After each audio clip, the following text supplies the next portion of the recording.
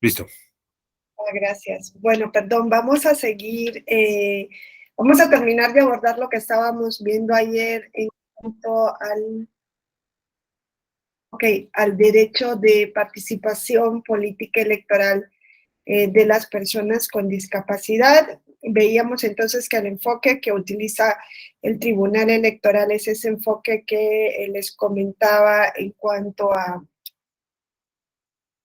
al modelo social y de derechos, que es el que se viene instaurando a partir de la década de los 60, 70 del siglo pasado, que está en el convenio de la ONU sobre los derechos de las personas con discapacidad y que lo que intenta es, por un lado, remover esas barreras o hacer ajustes para que las personas con discapacidad, cuando se enfrenten con esas barreras, no se vean impedidas del ejercicio de sus derechos, en este caso político-electorales. ¿No? Se trata de actuar sobre las barreras que son las que crean la discapacidad, y eso es lo que ha venido trabajando el Tribunal Electoral del Poder Judicial de la Federación, a través de algunos casos como el de la discapacidad auditiva, y en estos dos asuntos que conoce Sala Regional Especializada en el año 2006, a lo que se refieren es a los spots publicitarios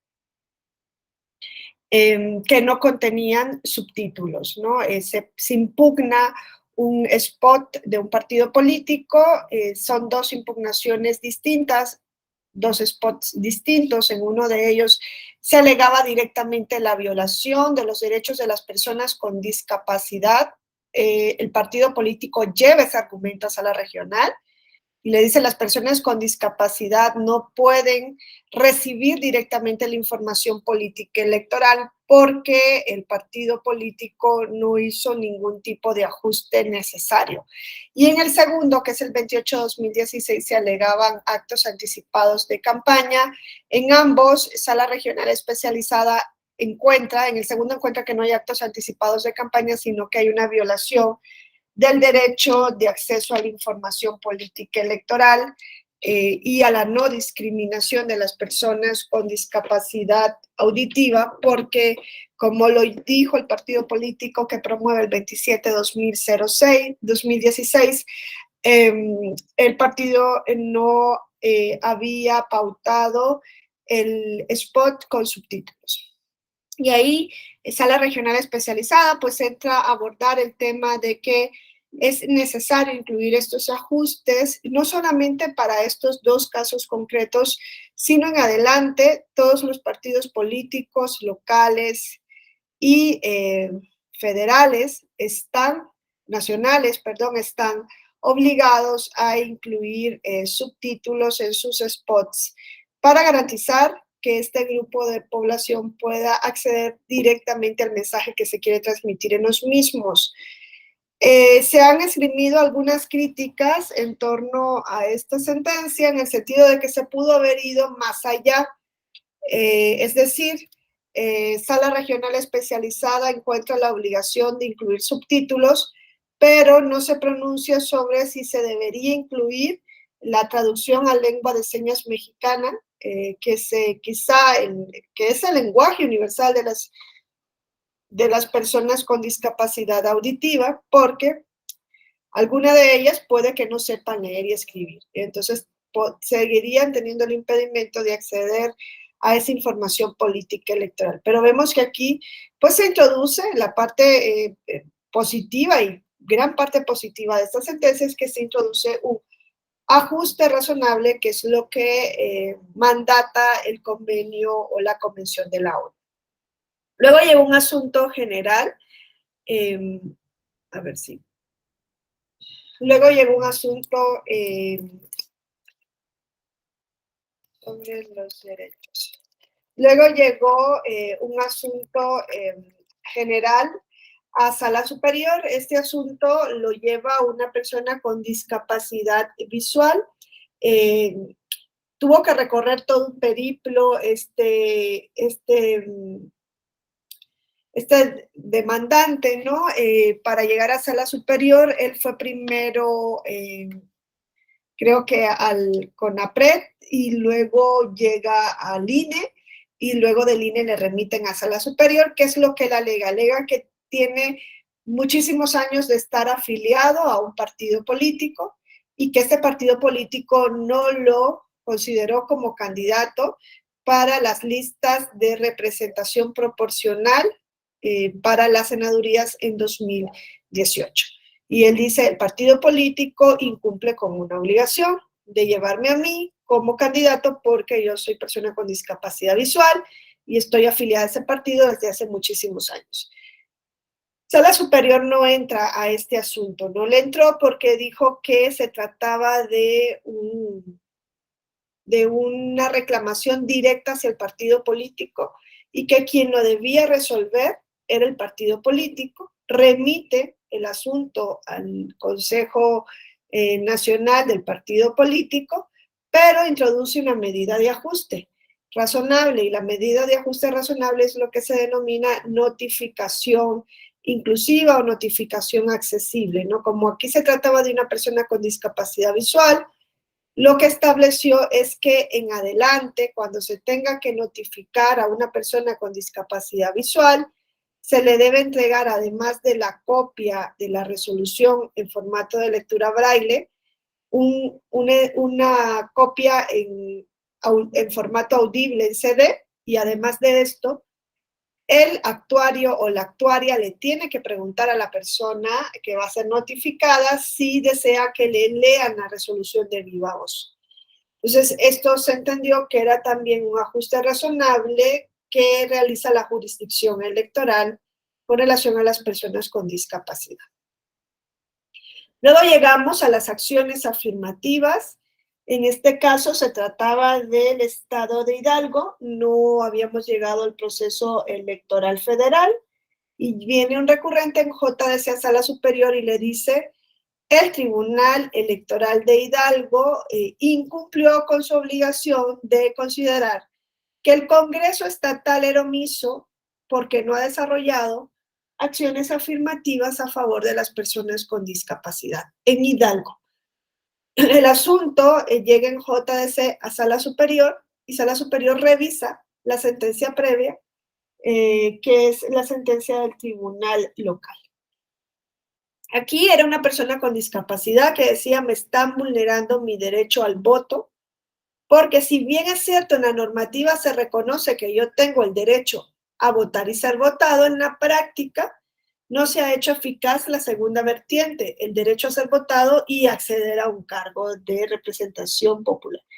Y entonces aquí el Tribunal Electoral entra a analizar si efectivamente el Congreso del Estado de Hidalgo había sido omiso en crear o al no crear acciones afirmativas para que las personas con discapacidad pudiesen participar en condiciones de igualdad en procesos electorales, en condiciones de igualdad con el resto de la población. Entonces, revisó la sentencia del tribunal local, la sentencia previa, y el tribunal local había establecido que el Congreso del Estado de Hidalgo no era omiso en tanto en cuanto no había una obligación ni legal ni constitucional de crear acciones afirmativas a favor de las personas con discapacidad. Y este tema se ha venido tratando muchísimo cuando hablamos de acciones afirmativas que no han sido creadas por el legislador. O sea, ya vemos que yo les contaba, ¿no? La mayor parte de acciones afirmativas, no me atrevería a decir que en materia estatal ha sido así, porque no conozco cómo se ha regulado los 32 estados, pero sí a nivel federal, el legislador ha sido omiso en crear acciones afirmativas, te los decía ayer, para permitir la participación política electoral de las personas pertenecientes a grupos en situación de vulnerabilidad en igualdad de condiciones que el resto. Y es ahí donde se encontraba esa omisión, ¿no? Y parte de la argumentación que hace Sala Superior en este caso se puede extrapolar para el resto de casos que llegan ante su jurisdicción. Aquí lo que dice Sala Superior es que efectivamente, si nosotros nos vamos a la ley, no existe, ni a la Constitución, ¿no? No existe un artículo que nos establezca directamente la obligación del legislador de llevar a cabo acciones afirmativas a favor de grupos en situación de vulnerabilidad. Pero desde luego esa obligación se deriva de la interpretación de los principios constitucionales y además de esto, de tratados internacionales sobre la materia, entre ellos la Convención de la ONU que establece en el artículo 29 que las personas con discapacidad tienen los derechos político-electorales o tienen el derecho de acceder a sus derechos político-electorales en igualdad de condiciones que el resto de la población. Y nosotros veíamos ayer el artículo 29 de la Convención Americana y vimos cómo se establecían una serie de medidas para garantizar el ejercicio de este derecho al voto, que no solamente debe verse desde la perspectiva de que la persona con discapacidad puede emitir un voto en un voto secreto, ¿no? Libre y secreto, que pareciera que hasta ahí queda en la regulación del ejercicio del voto, sino que además de esto se tiene que garantizar su participación en los espacios de toma de poder, ¿no? En el artículo 29 se establece que se tiene que promover activamente un entorno en el que la persona con discapacidad pueda participar plena y efectivamente en la dirección de los asuntos públicos sin discriminación y en igualdad de condiciones. Y esto conlleva esa obligación de crear acciones afirmativas y además, aunque no nos fuéramos al control de convencionalidad, aquí lo que nos dice el Sala Superior es que desde la misma Constitución podemos encontrar ese mandato a través de la interpretación de principios como el de no discriminación o el principio de igualdad.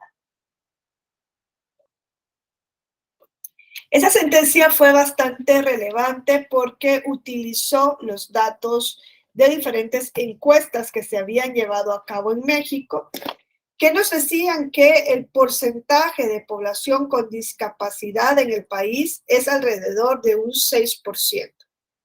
¿No? Son 7, 8 millones de mexicanos y mexicanas que viven con una discapacidad. Nos referimos a la discapacidad permanente, ¿no? Ya les decía que se abordaba esa disyuntiva si debía ser cualquier tipo de discapacidad o solo discapacidad permanente. Además, ponía sobre la mesa todas las barreras a las que se enfrenta una persona con discapacidad, que ayer también más o menos las veíamos reflejadas, ¿no? Y cómo, siendo un 6% la población mexicana que vive con un tipo de discapacidad, solamente habían o únicamente habían pocos representantes a nivel de los órganos de representación política. Entonces, hacían ese comparativo y se decía, desde luego hay un desfase, se necesitan tomar medidas para potenciar la participación política de este grupo de población. En esa sentencia, Sala Superior ordenó al Congreso Estatal de Hidalgo a cumplir con una obligación de emitir, pues de crear acciones afirmativas para las personas con discapacidad para el proceso electoral subsiguiente y dijo que si no lo hacía el Congreso lo debía hacer el OPLE. Finalmente lo terminó haciendo el OPLE a través de lineamientos porque el Congreso Estatal nunca lo hizo, pero abre la puerta para hablar de acciones afirmativas a favor de las personas con discapacidad. Luego esa puerta se vuelve a abrir más con el proceso electoral 2020-2021 y con un recurso de apelación que es el creo que era el 21/2020 y el 121/2020, ahora mismo les paso los números exactos, en donde se crean las acciones afirmativas en la Cámara de la Diputación para ese proceso electoral, porque los lineamientos solo son para cada proceso electoral y esa es la diferencia de cuando una acción afirmativa es creada por el legislador o es creada por el Instituto Nacional Electoral o por un OPLE. El OPLE, el INE, dicta lineamientos para cada proceso electoral. En cambio, la legislación tiene un carácter permanente. Entonces, en el proceso electoral 2020-2021, el INE había emitido unos lineamientos para regular los requisitos que debían cumplir las personas que aspiraban al cargo de diputación por ambos principios. Y se había establecido, ¿no?, que estas candidaturas debían ser transversales con la paridad de género, entre otras cuestiones. Y además de esto, se establecía que, por ejemplo, de las 5 listas de representación proporcional, 3 debían estar encabezadas por mujeres. Al menos 3 debían estar encabezadas por mujeres, yendo un poco más allá de lo que indica la LEGIPE, ¿no?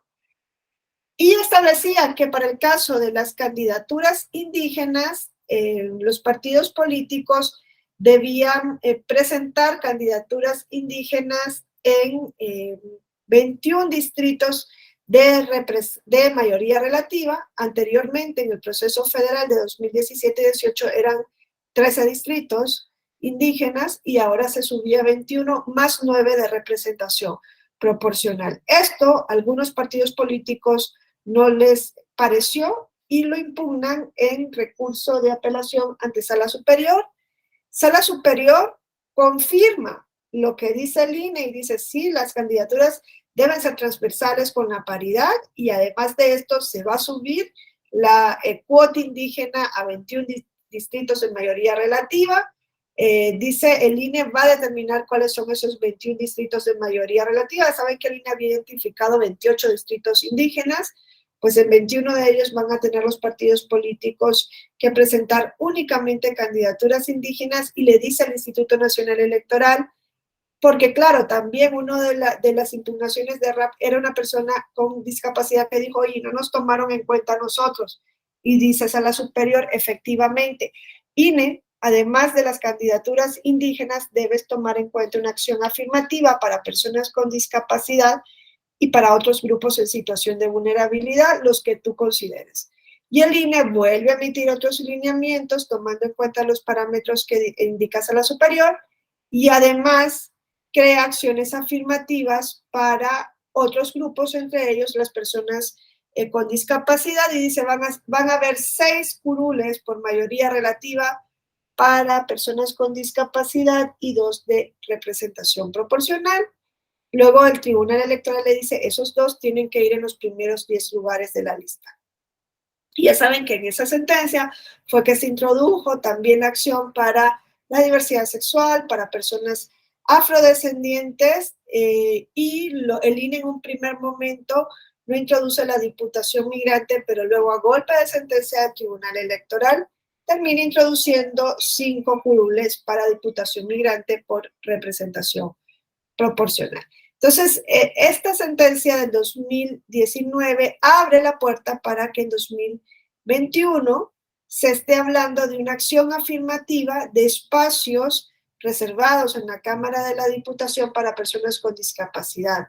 Porque lo que ocurría previamente, en la legislatura anterior a esta, de 2020, que inicia en 2021, perdón, es que solamente había una persona diputada con discapacidad y un senador con discapacidad federal. Y estamos hablando de un 6% de la población mexicana que vive en esta condición.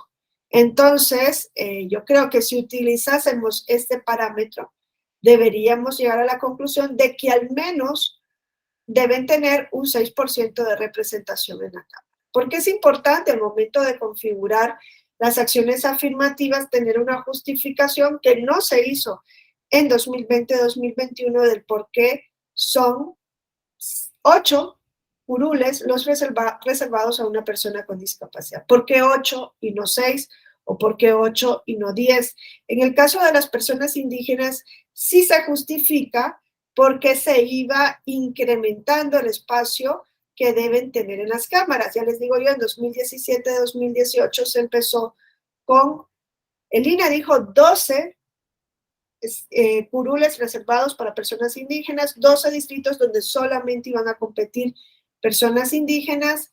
Sala Superior le dice, no, son 13, no 12, que son aquellos distritos en los que hay un porcentaje de población, si no mal recuerdo, mayor a un 60%, un porcentaje de población indígena mayor de un 60%.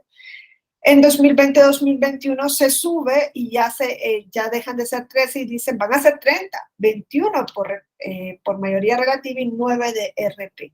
¿Por qué 30? Porque dice se tiene que ir avanzando a una representación que sea realmente equitativa respecto al porcentaje de población que habla una lengua indígena, que es alrededor, creo que del 6 o 7% de la población.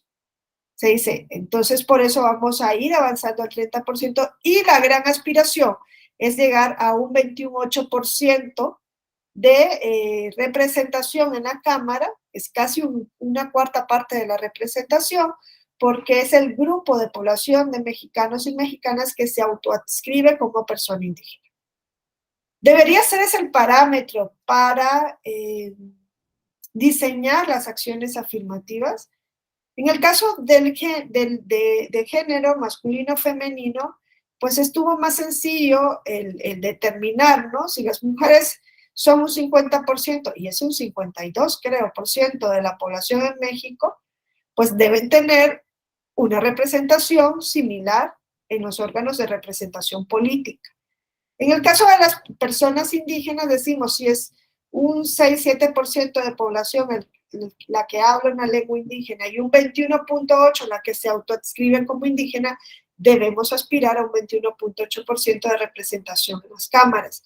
En el caso de las personas indígenas, entonces de las personas con discapacidad, nos tendríamos que ir a las encuestas que nos dicen, o la medición que nos dice cuántas personas en México viven con una discapacidad permanente. Y así para todos los grupos que van a tener una representación vía acción afirmativa. Pero no se hizo eso en el diseño de las acciones afirmativas, quizá por lo rápido que se tuvieron que introducir. Por eso era de esperar que el legislador, ahora que iba a tener un mayor tiempo para reflexionar, pues las introdujera de una manera pues, más pensada, más racional, más objetiva, ¿no? Y no lo hace, la introduce de una manera mucho peor que lo que lo hizo en su momento el INE con el Tribunal Electoral, ¿no?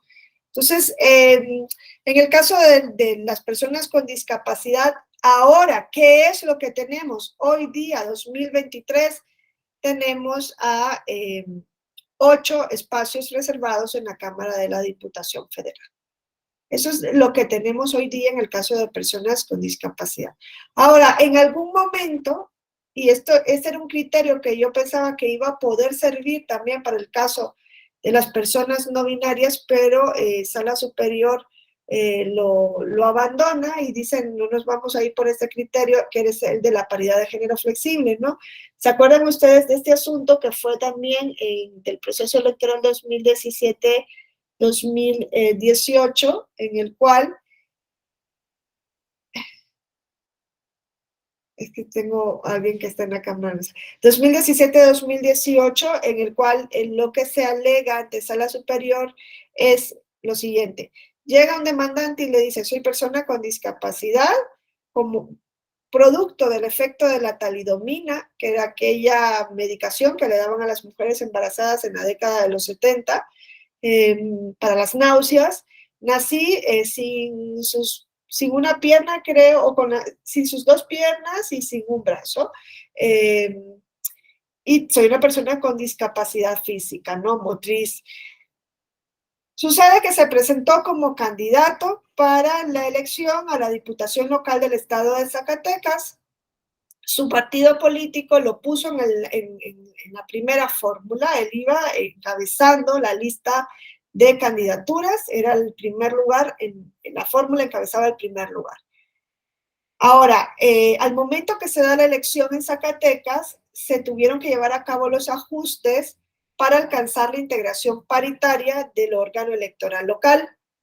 Y en esos ajustes lo que se decidió, como eran 30 diputados y diputadas, iban a ser 15 mujeres, 15 hombres, lo que se decidió para alcanzar, ¿no?, esa cifra es que a los partidos menos votados les iban a correr las fórmulas. Por ejemplo, si uno de los partidos menos votados llevaba en su primera fórmula a 2 hombres, pues la fórmula siguiente, la que iba en el segundo lugar, iba a subir al número 1. Y así sucesivamente hasta alcanzar la integración paritaria. Hicieron todos esos movimientos, alcanzaron la integración paritaria, pero viene este demandante y dice, ok, a mí me bajaron y subieron a una mujer para alcanzar la integración paritaria, pero no tomaron en cuenta que yo soy un hombre con discapacidad y que estoy en una situación de vulnerabilidad similar a la que han estado las mujeres, excluidos históricamente de la participación política electoral.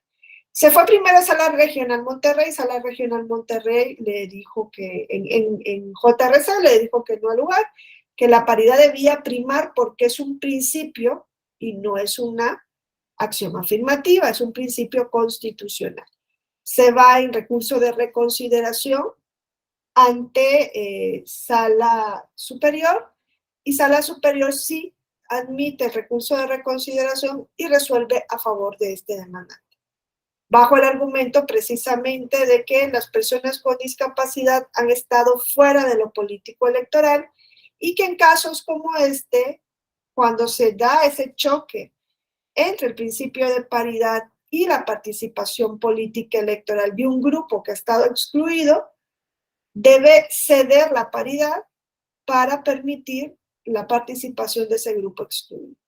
Y que no se iba a ver la afectación, el grado de afectación a la paridad, no era un grado de afectación grave, ¿no? Iban a ser 32 hombres, 28 mujeres, por ejemplo, si el Congreso era de 60, 31 hombres, 29 mujeres las que iban a integrar el Congreso. O sea, solamente se iba a afectar en un grado menor la paridad. Ese es el principio de paridad de género flexible que Sala Superior utiliza en este recurso de reconsideración, pero que ya no vuelve a utilizar a posteriori. Entonces, cuando hablamos de discapacidad, hablamos de todas estas cuestiones y en el ámbito de lo electoral todavía hay muchísima asignatura pendiente. Ya les decía yo, hay mucho por discutir. Incluso a mí me sorprende muchas veces escuchar que en el mismo ámbito de lo electoral seguimos utilizando este lenguaje peyorativo para referirnos a las personas con discapacidad. Yo siempre les pongo este discurso para entender, ¿no? ¿A qué nos referimos cuando hablamos con el modelo social de discapacidad? Y cómo también en el día a día podemos nosotros poner un grano de arena para ir cambiando esa forma tradicional y anquilosada en la que hemos venido haciendo las cosas, ¿no? Entonces, este video nos pone de frente, este discurso nos pone de frente con esa necesidad de hacer estos cambios, y no solo a nivel de las instituciones, sino a nivel de nuestra vida cotidiana, ¿no? Trabajo en un colegio y con pacientes particulares con discapacidad. En el colegio donde trabajo, los chicos ya saben que yo hablo así. Hablo raro. Y según Salvador, de 4 años, yo hablo así porque me duele la panza. Pero no. En realidad, yo hablo así porque cuando nací tuve un paro respiratorio y luego otro a las 12 horas de nacer. Esa falta de oxígeno ocasionó una lesión en mi cerebro que afecta a toda mi parte motriz. Parálisis cerebral, dijeron los médicos. En ese momento, nadie sabía qué iba a poder yo hacer. Pero algo era seguro, que de poder iba a poder distinto. Nadie está preparado. La discapacidad no te manda WhatsApp y te dice, prepárate, llego en 5. En todo caso, la mejor forma de estar preparados es valorando la diversidad como parte de lo cotidiano, valorando a cada alumno, a cada persona por lo que puede dar. Pareciera que la discapacidad es un espejo en el cual nadie se quiere ver.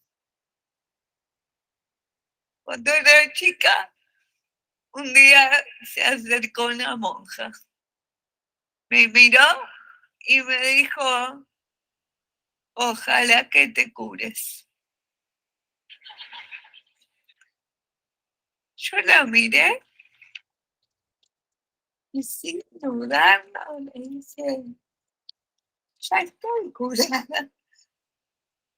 Claro, porque en todo caso, curarme fue aprender a convivir con lo que me pasa.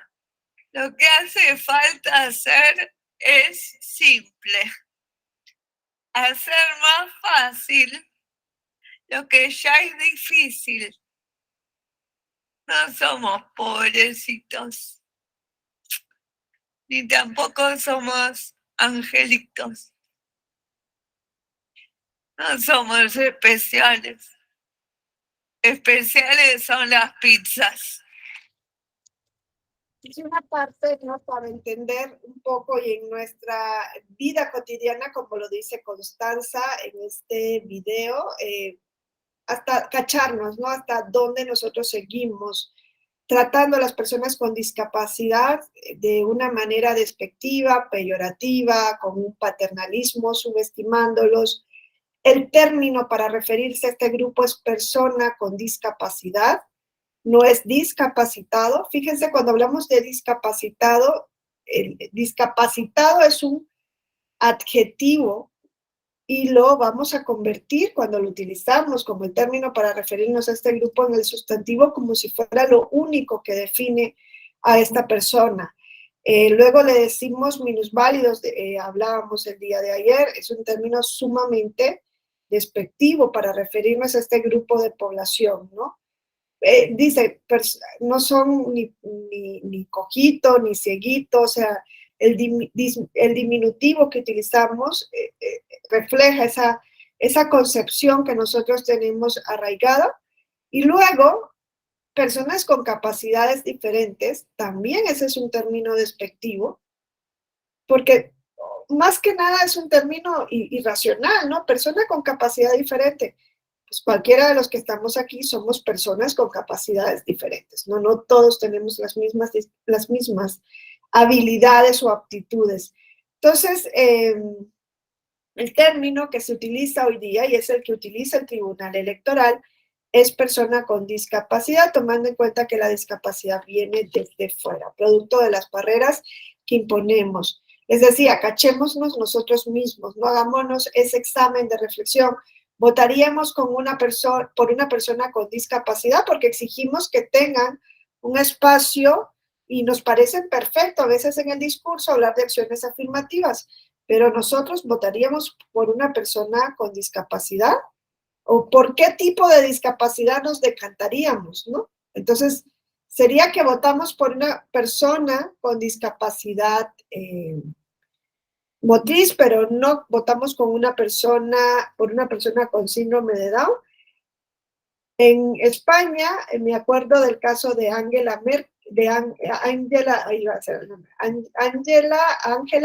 Bachiller, perdón, y esta mujer es una mujer con síndrome de Down que llega a ser concejala de un municipio de Valladolid y pudo llevar a cabo su función. Entonces, nosotros haríamos lo mismo. Yo creo que también hace falta hacer esa reflexión porque la introducción de este mecanismo, ¿no? O este nuevo modelo de ver la discapacidad tiene que ver con lo cultural y lo social. No solamente es con lo político legislativo, sino que es algo más bien cultural. En torno a la discapacidad, también hubo un caso bastante llamativo, que es el caso de las personas con discapacidad, les decía, cuya discapacidad le lleva a estar en un estado de postración completa y completamente enajenado de sus posibilidades de poder decidir sobre su propia vida. Y ese asunto fue el de, conoce Sala Guadalajara en el JDC 279 diagonal 2019. Y aquí lo que se discutía era el derecho a la identidad de personas con discapacidad.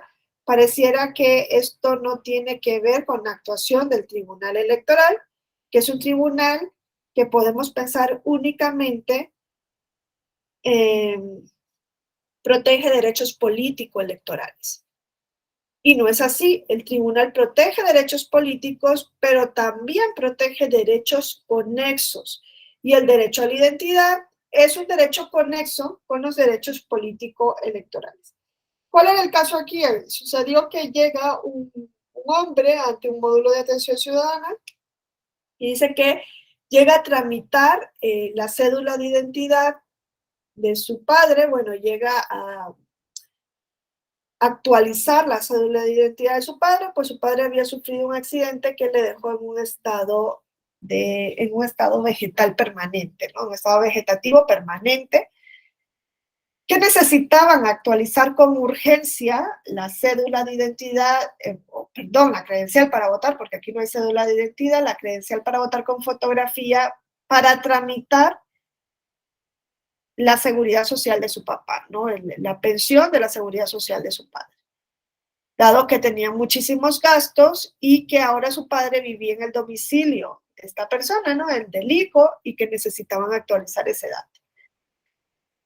Al momento de revisar la solicitud, en el módulo de atención ciudadana se quedan con la duda de si esta persona realmente puede ser considerada como un enlace del titular de la credencial para votar con fotografía. Hacen la consulta en la junta local. La junta local dice que hay que consultar al secretario normativo del Instituto Nacional Electoral. Y el secretario normativo del Instituto Nacional Electoral encontró que si bien es cierto que la LEGIPE establece en uno de sus artículos, y si no mal recuerdo es el 141, que cuando una persona no puede ir directamente al módulo de atención ciudadana a tramitar su cédula de identidad, hacer una gestión, y demuestra con base a un expediente clínico que tiene un impedimento de salud para ir directamente a hacer el trámite, el personal de la autoridad administrativa electoral se tiene que trasladar al domicilio de la persona afectada y hacer el trámite ahí. Eso es lo que dice la normativa de la LEGIPE. Luego, el desarrollo que hizo el Instituto Nacional Electoral es que uno de los requisitos que se tienen que cumplir para actualizar esta circunstancia es que cuando el personal del INE llegue al domicilio de la persona que por estado de enfermedad no se puede trasladar, tiene que contar con la voluntad manifiesta personal e indubitable de que esa persona realmente quiere llevar a cabo el trámite. No es más o menos lo que dice la normativa o establecía la normativa en ese momento.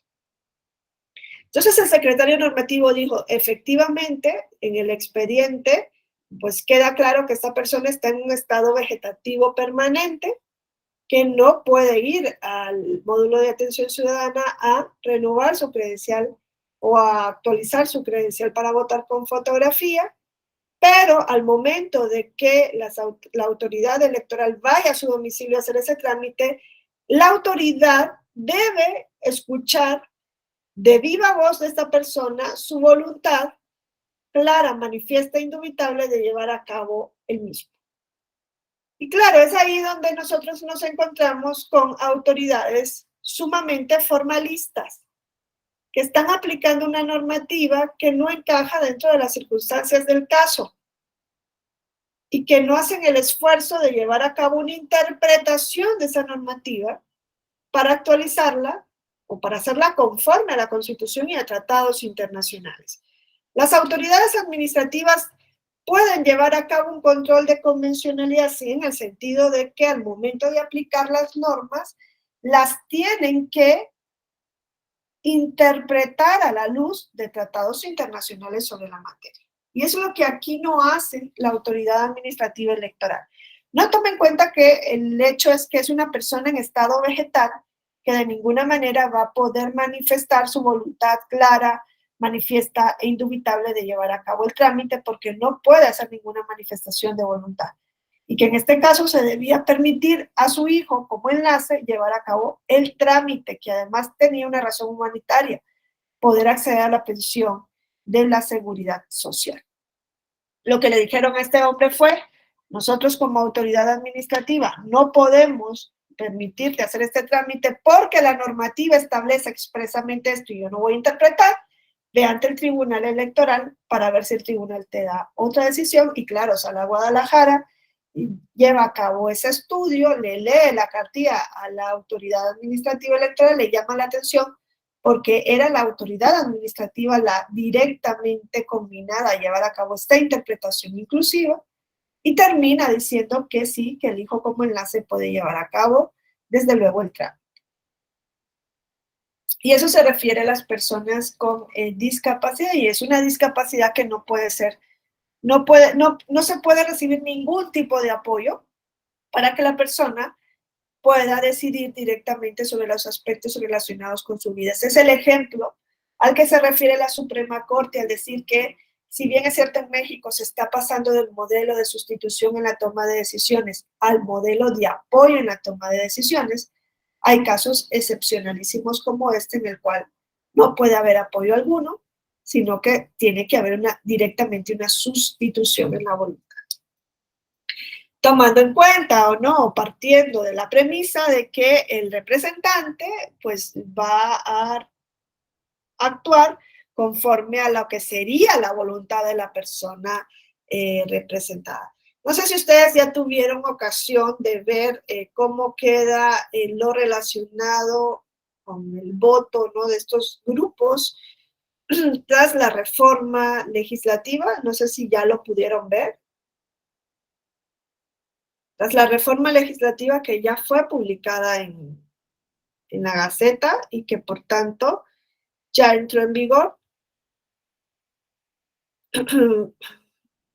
sí supieron que se interpuso, ¿no?,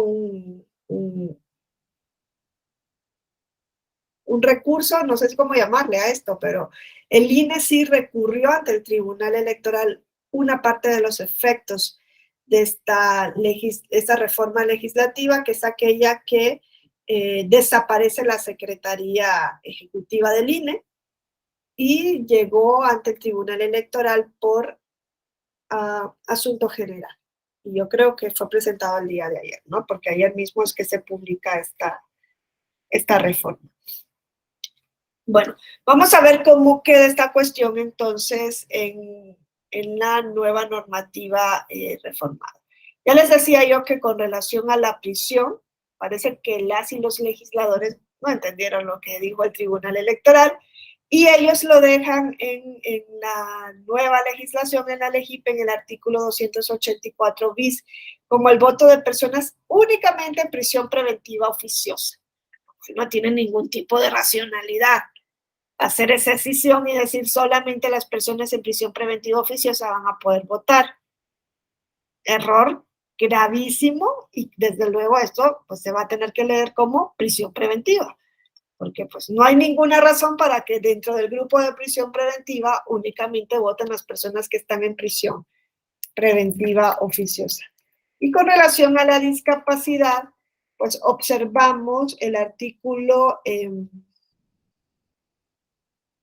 11, párrafo 4 de la LEGIPE reformado, en donde se establece que en observancia del principio de igualdad sustantiva, que claro, es el fundamento de las acciones afirmativas, es la igualdad material o sustantiva, no la igualdad formal, ¿no? Conforme a la igualdad formal, las acciones afirmativas son una aberración y conforme a la igualdad sustantiva son una necesidad imperativa. Entonces dice, en observancia al principio de igualdad sustantiva, está bien, los partidos políticos nacionales deberán incluir en la postulación de sus candidaturas a diputaciones por ambos principios al menos 25 postulaciones, y ahí dice, para personas pertenecientes a una comunidad indígena, afromexicanas, con discapacidad de la diversidad sexual, residentes en el extranjero, y suman a las personas jóvenes que no estaban dentro de las actuales acciones afirmativas.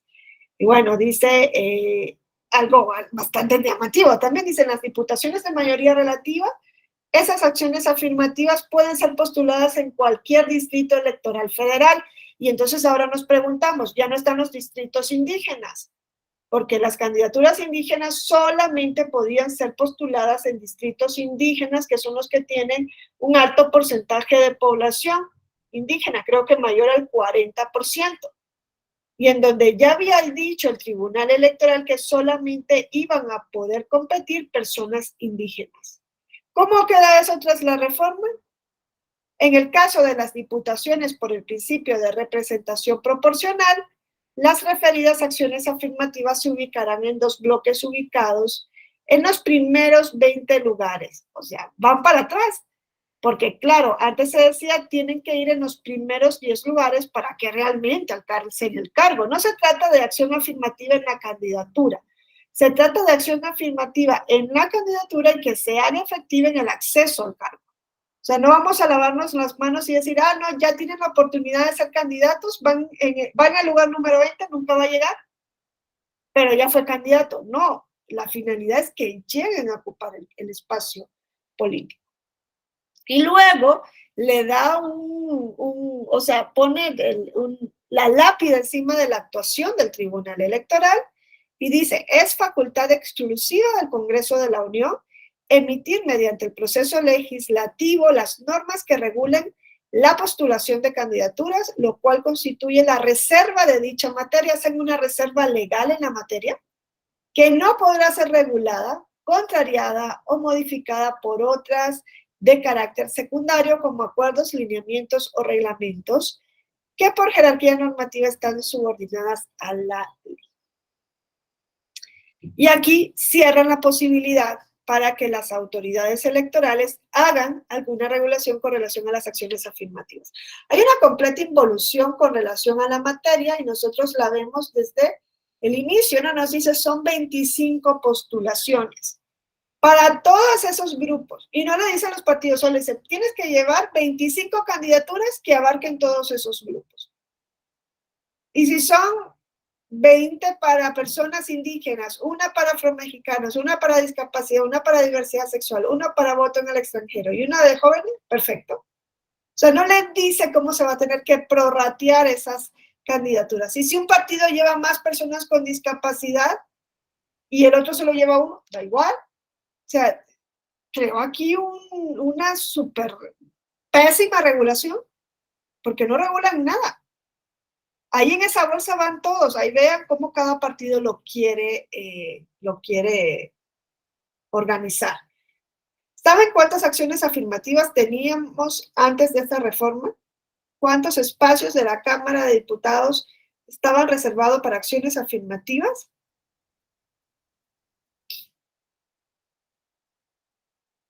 ¿Alguien alguna vez hizo la suma de cuántos curules estaban reservados para acciones afirmativas?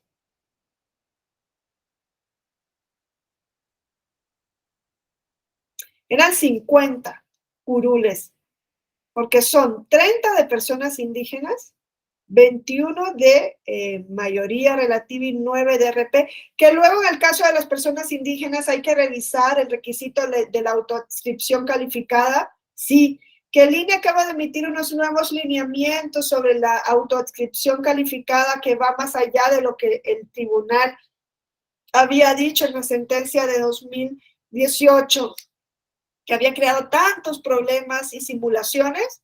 Lo hizo el INE, no se impugnó lo que hizo el INE en la parte sustancial, quizá porque sabían que lo iban a echar abajo con esta reforma. Hay que regular lo de la autoadscripción calificada, sí, y hay que establecer requisitos objetivos realmente o quedarnos con la autoadscripción simple y llana. No entra sobre eso la reforma, pero habían 30 curules para personas indígenas. Para personas afromexicanas, si no mal recuerdo, eran 4 curules de personas afromexicanas. 3 de mayoría relativa y, no, 2 de mayoría relativa y 2 de RP, si no mal recuerdo, o 3 de mayoría relativa y una RP. De personas con discapacidad eran 8 curules, ya llevamos ahí 42, ¿no?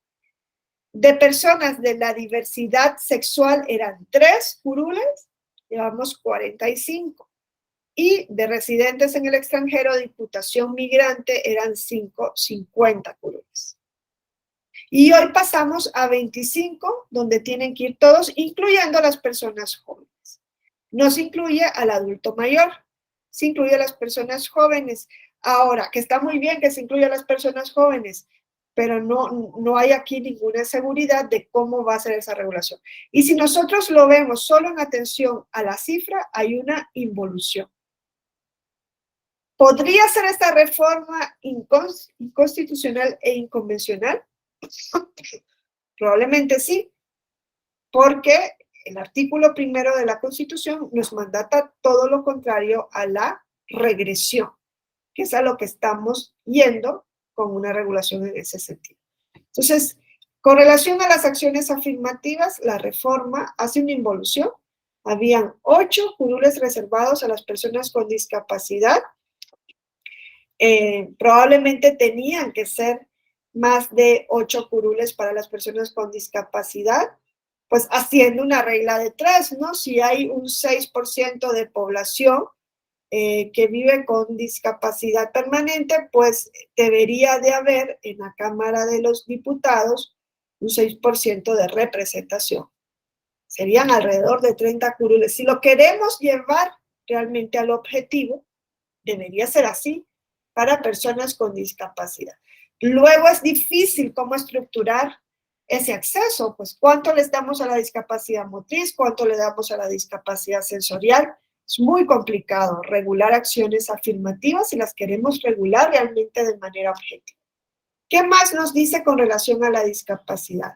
Nos dice, el voto que ejerzan las personas con discapacidad permanente o en estado de postración en territorio nacional se emitirá en su propio domicilio.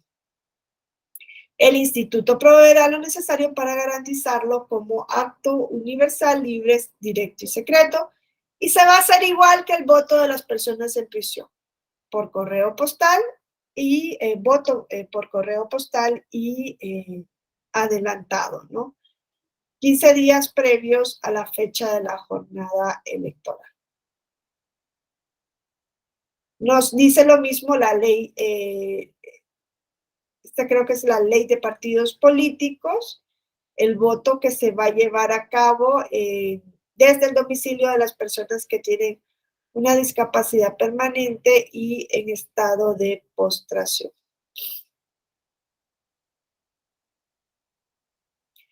Y se remite en este caso también al artículo 11.4 de la LEGIP en el caso de las acciones afirmativas. Entonces, esta es la única regulación que encontramos con relación a este asunto en la nueva, tras la reforma electoral. No hay una nueva ley electoral, sino que es una reforma que afecta a varias leyes que se aplican en la materia. Entonces, con relación a la discapacidad, esto es lo que tenemos y ya vemos a lo que podemos ir. Yo lo que avisoro es que, desde luego, esto debería ser declarado inconstitucional.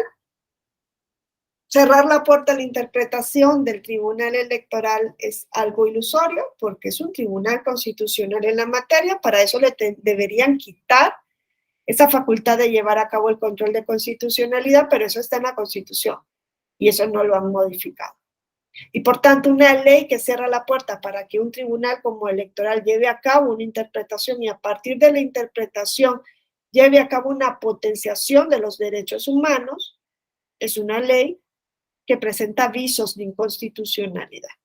Parece que no se entendió cuál es la labor en nuestros sistemas de los tribunales constitucionales, ni mucho menos cuál es la labor de interpretación constitucional que estos realizan.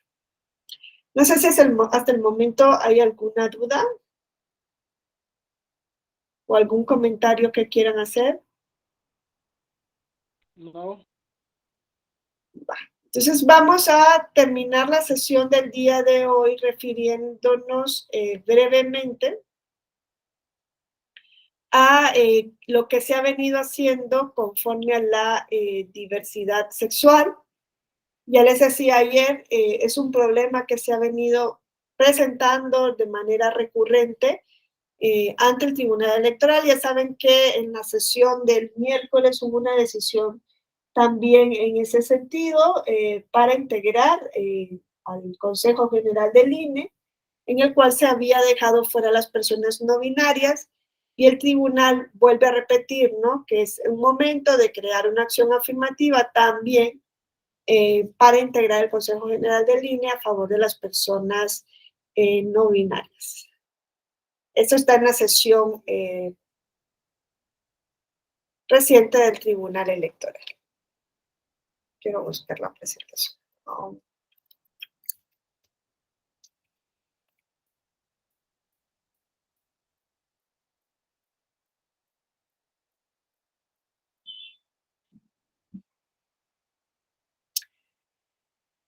Ok.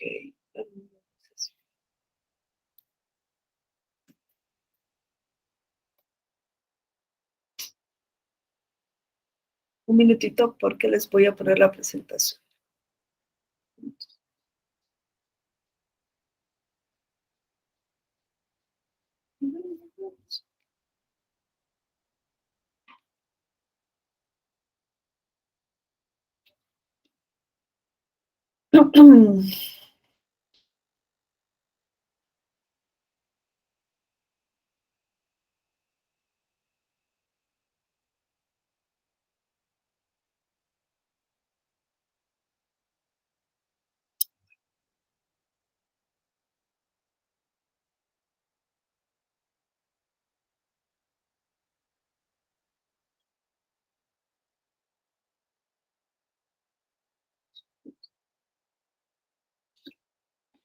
No sé por qué no se abre. Deme un segundito, por favor.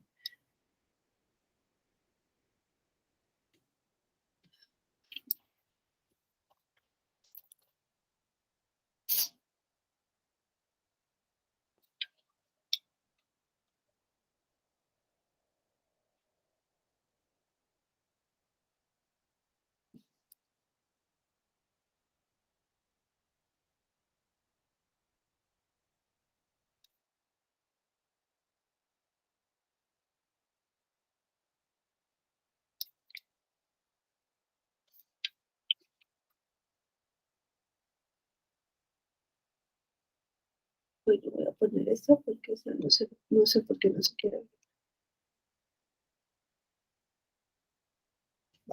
Bueno, con relación a la identidad de género, les decía ayer, también es uno de los temas que se ha venido discutiendo últimamente ante el Tribunal Electoral del Poder Judicial de la Federación.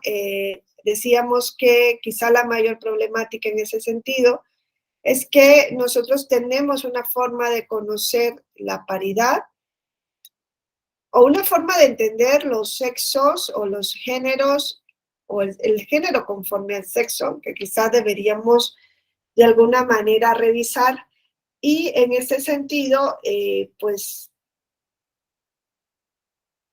encontramos que si bien se ha avanzado en la inclusión de las mujeres, aunque aún queda muchísimo camino que recorrer, aún no podemos hablar de una idea de igualdad sustantiva en la práctica, y nos encontramos con que ese avance en el camino de las mujeres no debería entrar en conflicto con otros grupos de identidad de género que no se circunscriben a lo que hemos considerado como lo tradicional o lo normal, y que en una lectura estrictamente formal y radical de la paridad quedan fuera. La paridad, los mecanismos de alternancia para garantizar la participación de las mujeres, se ha basado en una construcción binaria, ¿no? Lo masculino, lo femenino Y esto, hoy nos damos cuenta, está dejando afuera a otros grupos de población que también han vivido una situación de discriminación. La encuesta, la ENADIS, la encuesta ENADIS de México, la última nos dice que la población LGBTIQ+, asciende alrededor de 5 millones de mexicanos y mexicanas y que esto se traduce en el hecho de que de cada 20 personas, una se identifica como parte de la diversidad sexual y de género.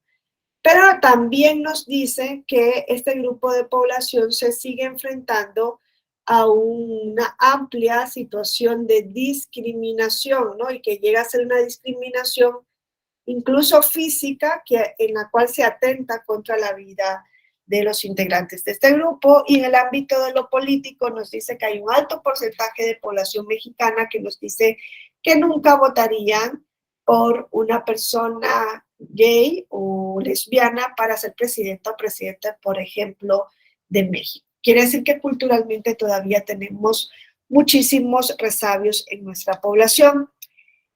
Es innegable que se excluyó a las mujeres dentro de la construcción de lo político, pero también se ha excluido a otros grupos. La exclusión de estos otros grupos, estamos viendo, se basa principalmente en esta construcción binaria, en un discurso binario, bipolar, y nos dicen algunos autores en una imagen simplificada de la realidad. Es esto quizá lo que deberá tratar el Tribunal Electoral en adelante, o quedarse con esa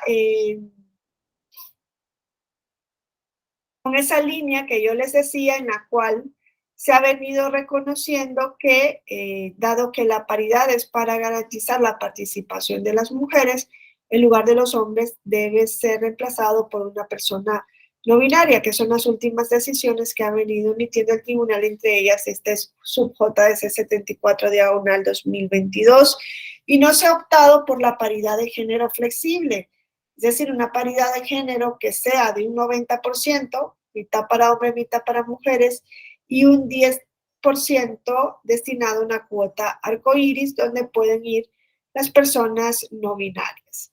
Entonces, en el caso de las personas trans, ahí la solución parece que ya está más aceptada y más acotada. Nosotros sabemos que en el caso de las personas trans, y esto viene de este sub-JDC 304/2018, y así lo ha ido recogiendo últimamente el INE en sus decisiones, se ha establecido que las mujeres trans son mujeres y que deben ir dentro de la paridad en la parte reservada para este grupo de la población.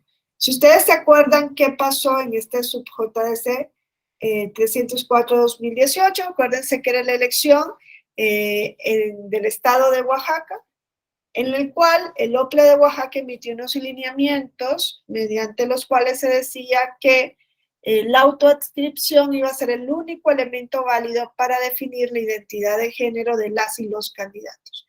Que por tanto, conforme a la autoadscripción, la candidatura iba a corresponder a ese género y dicha candidatura iba a ser tomada en cuenta para el cumplimiento del principio de paridad, ¿no? Es más o menos lo que nos decían esos lineamientos.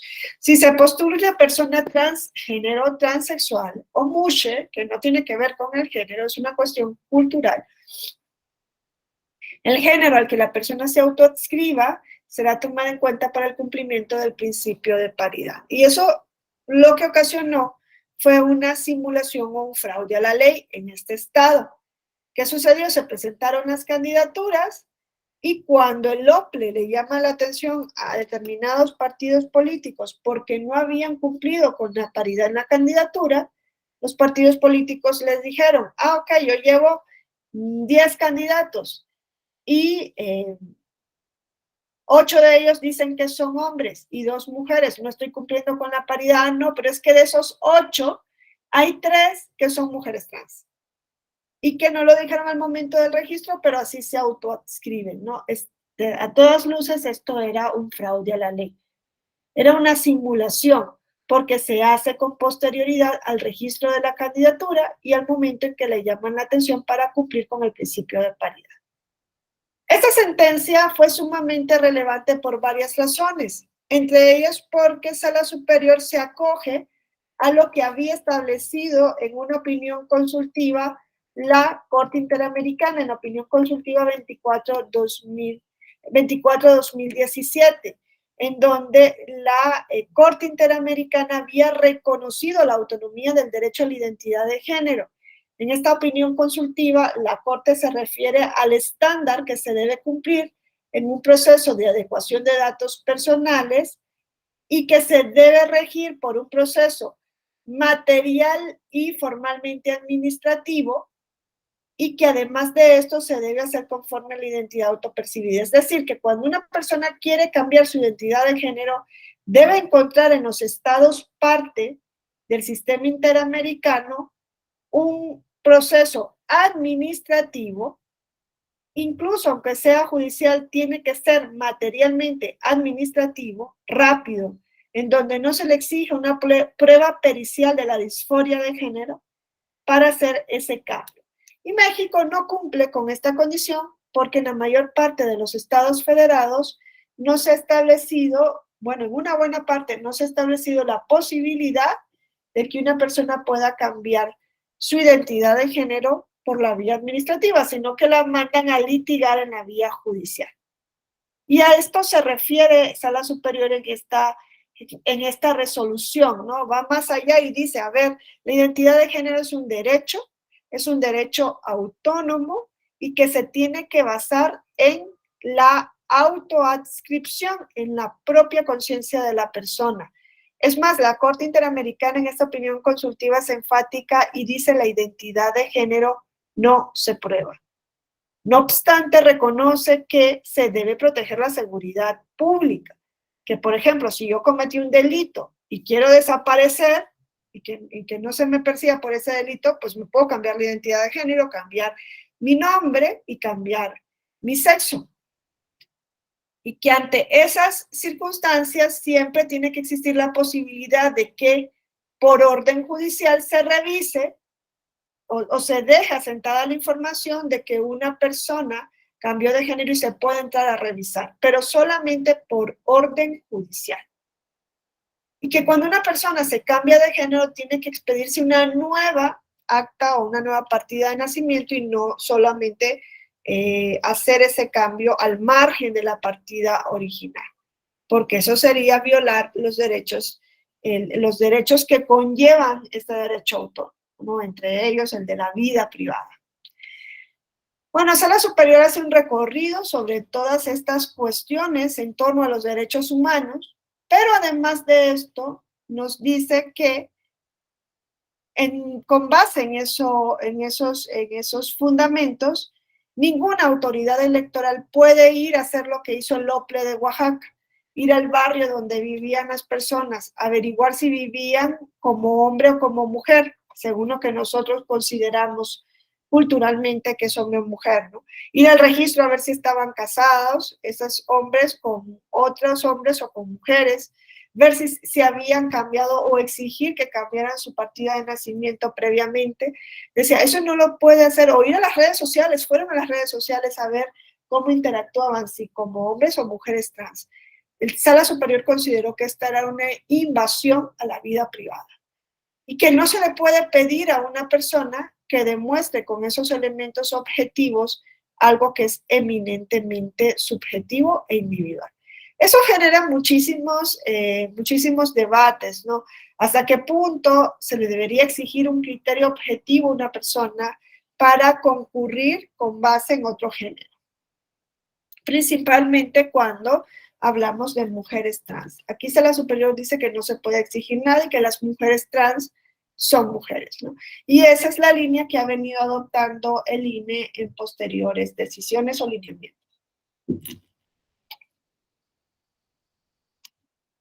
Y bueno, aquí es lo que se reconoce y lo que se dice es, la persona se va a inscribir en el género en el que se autoidentifique, no se le va a pedir ningún elemento objetivo, aquí no es como la candidatura indígena, no es autoadscripción calificada, sino simple. nada más que al momento del registro se autoadscribe en este género y en el género en el que se autoadscribió se va a quedar, sea hombre, sea mujer. Y además de esto, se dice que no debe existir ninguna prueba fehaciente de que está cometiendo un fraude a la ley. Así nos quedamos hasta que llegó el caso de las personas no binarias, ¿no? Y ahí el supuesto era mucho más complejo, como les explicaba ayer, dónde las ubicamos. En un primer momento se habló de la cuota y luego ya se dijo que van a ir en el lugar que ocupan los hombres. Luego llegaron otros casos más en donde se decía, se está publicando una convocatoria para renovar la consejería o la presidencia en la consejería de un OPLE, y como es alternado, este año le corresponde a las mujeres, y llegaron personas no binarias a decir, ok, sacaron convocatorias para hombres, para mujeres, y nosotros las personas no binarias tenemos también derecho a que se nos saque una convocatoria dirigida exclusivamente a personas no binarias. Y es ahí donde yo les digo, hemos dado un paso hacia la inclusión, pero lo tenemos que dar de manera objetiva. Quizá debería haber una medición, ¿no? Y una respuesta objetiva en ese sentido, es decir, ¿qué porcentaje de personas no binarias hay? ¿Amerita eso una representación en forma de acción afirmativa, sí o no? Pero dar un dato objetivo. Porque si no, estaríamos también navegando en un océano a la deriva, ¿no? Y mañana diríamos, y también hay que sacar una convocatoria para otro tipo de personas que pertenecen a otros grupos y que no han logrado llegar a la presidencia, por ejemplo, de un OPLE. Ahí lo que el tribunal se salió por la tangente y dijo, ok, este año esta elección le corresponde a mujeres, es una candidatura solo de mujeres, ya se verá en las subsecuentes elecciones si se tiene que abrir una para personas no binarias. Pero claro, si se abre para personas no binarias, la tendremos que abrir para otros grupos que también han estado fuera de esos cargos. Yo creo que eso sí se tiene que ir haciendo de manera objetiva y razonada. Estoy de acuerdo con la inclusión, no digo que no se tenga que hacer, pero sí de una manera objetiva, siguiendo un criterio objetivo y razonable que nos permita seguir transitando dentro de la seguridad política, porque si no, o dentro de la seguridad jurídica, ¿no? Y dentro de un cierto orden, porque si no, pues mañana vendrán nuevos grupos y no sabremos qué decisión tomar. No puede ser una solución de hoy que no se pueda aplicar para el día de mañana. Es difícil cuando hablamos de estos temas porque son temas que involucran a derechos humanos. No negamos que ha existido una situación de exclusión y discriminación sistemática e histórica. No negamos que se necesitan las acciones afirmativas para paliar esa situación de discriminación histórica. El gran problema es cómo estamos diseñando esas acciones afirmativas, aunque ahora se nos presenta un problema mayor, y es que el legislador hace ahí una mención a las acciones afirmativas, no entra a regular nada y dice, nadie más puede regular lo que yo no regule, entonces lo deja ahí todo a la deriva. No creo que sea eso lo que se vaya a poder aplicar en los próximos comicios electorales, porque sería algo totalmente contradictorio y les digo, además es regresivo. Si ponemos realmente a los derechos en el centro, no podemos aceptar una reforma tal como válida, ¿no? Porque estamos dentro de un nuevo paradigma en donde los derechos están en el centro del sistema. Entonces, es una situación sumamente compleja, no es fácil de resolver. Creo que el tribunal se va a tener que seguir enfrentando a estas decisiones. Yo aplaudo cada vez que decida a favor de la inclusión, pero lo que sí me atemoriza es que no lo haga con un fundamento razonable. Porque estos casos, que son de los más difíciles que ha tenido que resolver, creo que sí amerita una decisión sobre el fondo que conlleve un estudio multisectorial y un estudio en profundidad para entender un poco esta situación de la que estamos hablando, porque ya les decía ayer, ahora estamos con las personas no binarias probablemente mañana tengamos demandas de otros grupos que ya existen y que también han estado fuera de lo político electoral. ¿Por qué es importante que lleguen al ámbito de toma de decisiones? Primero, porque es un derecho que se debe reconocer a toda persona. Los derechos políticos en algún momento deben dejar de ser derechos como privilegios, ¿no? De exclusión, aunque hoy día son derechos humanos, pero de unos pocos, siguen siendo de una parte de la población, eliminando a otra. Venimos con ese resabio de exclusión. Eso por un lado, son derechos, tienen que acceder a esos derechos en condiciones plenas y de igualdad.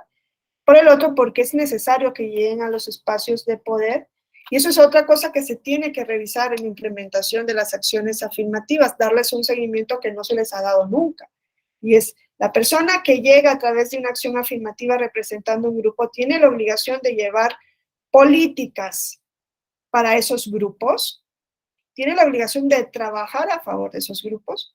Nosotros no sabemos si están cumpliendo o no con esa finalidad. Entonces yo lo dejo por acá y seguiríamos el día lunes para seguir hablando sobre estos temas.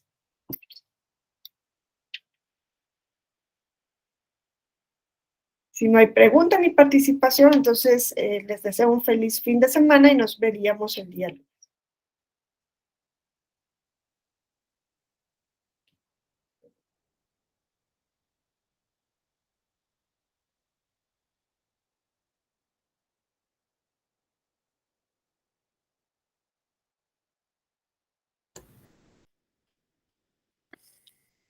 Amiguita, ¿Sí? ¿todo bien? Sí, amigo. Ya cerramos, ¿verdad? Sí. Vale.